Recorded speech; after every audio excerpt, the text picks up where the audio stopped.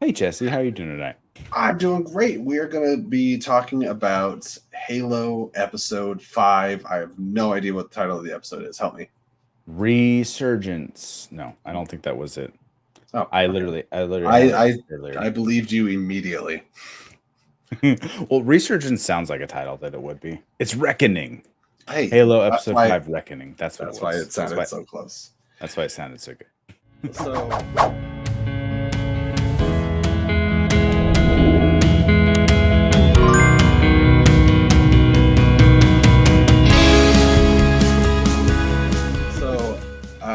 Sean set the stage for me because I got the message saying like, "Hey, this episode of Halo is good," and I was like, "Is he Hmm. being facetious?" Because I can't read sarcasm through Messenger. He said, "No, it's like really good." And so I, as always, wait till the very last minute to watch this Hmm. episode within an hour or two before our show starts. And about halfway through it, I was like, yeah, this is a perfectly comparable episode. It's all right. Hmm. Oh, again, spoiler warning. If you guys haven't seen Halo, we're going to spoil it. So either wait until you watch it, or if you don't care, keep watching. Uh, it hits a certain point, I would say, towards like the third act of the episode, Sure. Yeah, yeah. where his stuff hits the fan. Yeah. And in the best way, it felt like what we wanted from Right. the show. The visuals were incredible. There was game references. It was a blast. It was bloody, violent, tense, beautiful to look at. It was like I was like, "Mwah, mwah, mwah, mwah, mwah, mwah. Love this. Like, give me. Don't make me wait another effing 5 episodes to see this." Right. Uh, and I am going to lean on Sean here to tell me about all the other things that happen in this episode because, like, I'm kind of just watching, waiting for us. You were waiting for the third act to I happen was for the waiting for the third last act. 5 weeks. Now, like, if you as you bring stuff up, I'll be able to comment on it because I was paying attention. I'm just terrible at remembering what exactly is going on. Mhm. I'm great for reviews of Halo. I am the expert. But Well, we hop right into Ridness, which is where apparently yes, where John grew up on this Reach settlement, and you see, I guess a caretaker, a babysitter, of course, whatever. She's like, "Oh yeah, these are teacher or the kids. something Yeah, because these are the they kids refer that." to it as a school. Yeah, that's right, that's right. This is where the kids hang out. This is this and that, the other, and then you immediately see Halsey and her husband. I don't know if they're married, but her baby daddy, Keys, General Keys, Admiral Keys, whatever his title is, and they're looking. And I feel like just because we know what has happened afterwards, that I feel like more like she was there almost like a predator. Like she's like, "Oh, these are all these kids I could steal away," and we see that pretty quickly afterwards, or we see that in the flashback when John finally touches the thing. But like I was actually kind of creeped out by this scene, by her, and it's her performance, the Yeah. actress performance. But I'm like, I know what she's about to do to all these kids. She's about to steal all these kids and put them in basically a training camp for the next 20 years of their life. It was interesting to do. And then but then they kick up to John, who is this kid who weighs like 40 pounds, and he Wet. kicks another kid off a ledge, and then he catches him by his ankle and he just like lifts him back up. I'm like, dude, how strong is it? So I guess we're supposed to say like, oh look, he's this guy can be more than whatever it was. I thought it was funny. The whole scene played just funny and weird to me. It was weird I thought it because was I was interesting. like, you could show his like him trying to hold on and like giving his all to save somebody. And you're like, oh, he's Sure. special. But like when Yeah. it shows him like grab the kid by the leg, I was like, your arms are this big. Without there being any enhancement, him just being a human child, malarkey. Right. Malarkey, sir. But then we jump right into where they found the second half of the Keystone. And apparently it must have been a few days past, right? Because they have a full camp set up now. Halsey, and they straight up say, she goes, Halsey brought in, spared no expense, just spent so much money on like setting up this encampment to try to get this thing out of the ground. And but like that doesn't just happen overnight. So that must have taken some time. So I do feel like there's a little bit of a weird disconnect between like what's going on with like Quan and Soren back on Madrigal and whatever's happening on Welcome to the Aridness. planet, Madrigal. I'm gonna every time. It's fine. It's in my head all day long. I had a discussion with I called one of my tech support for my job today, and I was talking through trying to fix a thing, doing this, and we started talking about Disney movies, and she's like, "I just like to get drunk and just like put on Encanto and just like listen." I'm like, "You know, this is a recorded line, right? We probably shouldn't be talking." Anyway, disconnect. Watching Encanto, it's a great movie. But like, so they're setting up encampment. I'm like, how much? So how much resources are they given to Halsey? Because she's just like spending it All the resources. all the resources is just done. So we have no money left for graphics for CGI for the rest of the show. Halsey is Ginny Slate. Money, please. Exactly what she's doing. And so I hear what you're saying though, like this first part of the show, and it was well, this was a shorter episode. I think this episode was only like 39 minutes, whereas all the other ones have been like 52 to 55. I hear it.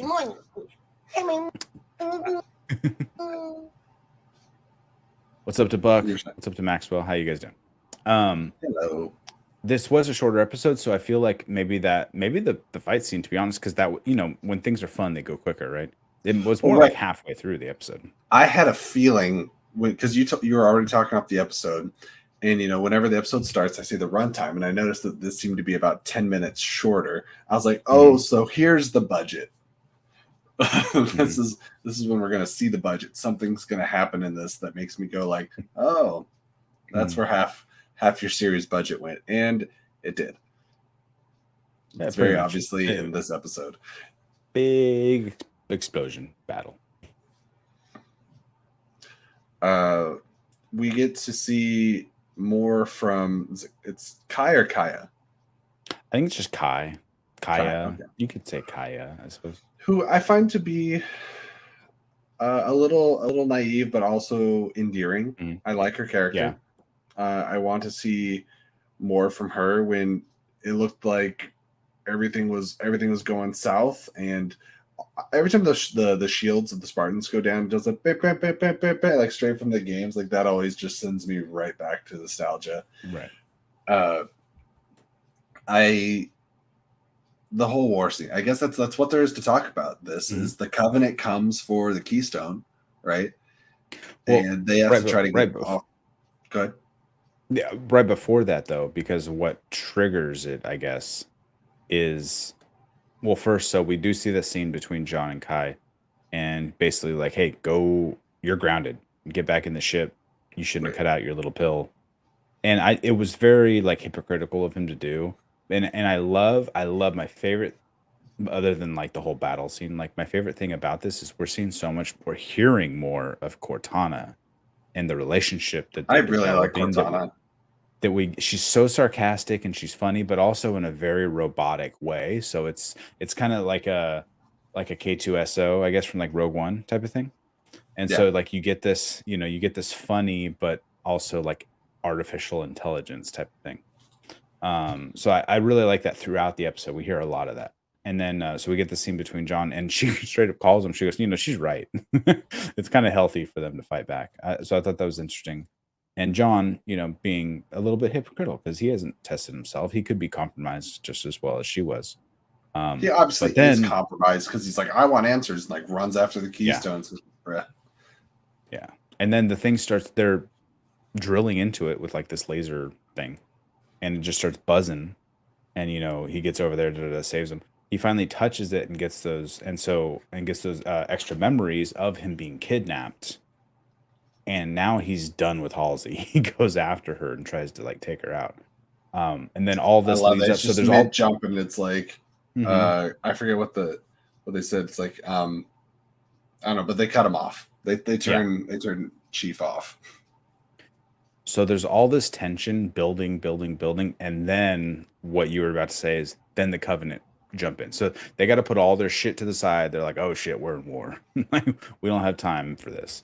We don't have time for these discussions, which is kind of the opposite of what happened to Moon Knight when it comes to like Layla and Mark. That's true. She's like, we need to talk about this now. No, that's true. Halsey's even giving him orders, and he's like, yep. Yeah, exactly. Yeah, they put it all behind him. They're like, all right, we need to get the mission done, type of thing.